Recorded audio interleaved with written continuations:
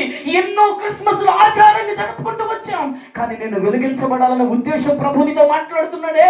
ఈ దినమందైనా నీవు చీకటిలో నుండి ఆశ్చర్యకరమైన ఆయన వెలుగులోనికి రాగలిగితే నిన్ను వెలిగించడానికి, దేదీప్యమానమైన వెలుగుగా నిన్ను మార్చడానికి ఆయన సంసిద్ధుడై ఉన్నాడు. కనుక మనమందరమును కూడా ఆ వెలుగుతో నింపబడుదుముగాక.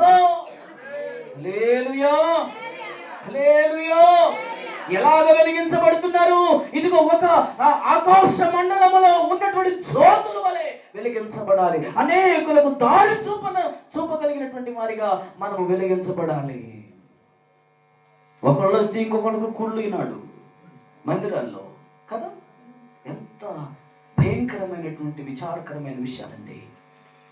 మనము వెలిగించబడినాము, అగ్నిలో నుండి తీయబడిన కొరి వలె అనేకులు ఉండునట్లుగా మనము కూడా అదే విధంగా ఉండునట్లుగా ఆ శక్తిని మనము అనుభవించాలి. అట్టి మేడగది అనుభవము మనందరికీ కలుగునుగాక. హల్లెలూయా, హల్లెలూయా. ప్రియ దేవుడిలారా, ఆ 4 కట్టెలు పెట్టి మంట చేస్తా ఉంటే తడిసింది కూడా దాంట్లో పెడితే ఏమైంది? దెబ్బకి అది కూడా కాలిపోద్దంతే. 4 తడిసినవి ఉన్నాయి అనుకో, ఒకటే ఎలుగుతుందనుకో, దాన్ని కూడా అర్పేస్తాయి.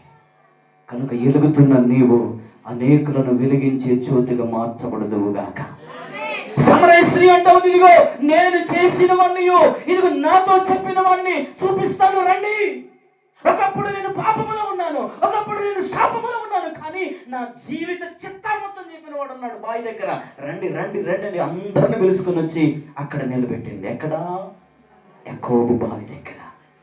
యాకోబు బావి దగ్గర నిలవబెట్టినటువంటి ఆమె విశ్వాస సాక్ష్యము అనేకులు సమరీలందరూ కూడా అక్కడ చేర్చబడి ఆయన దగ్గర ఆయన మాటలు వింటున్నారు.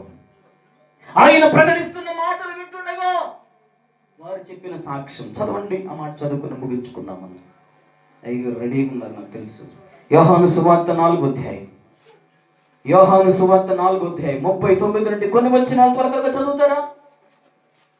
చివరిగా యోహాను సువార్త 4వ అధ్యాయం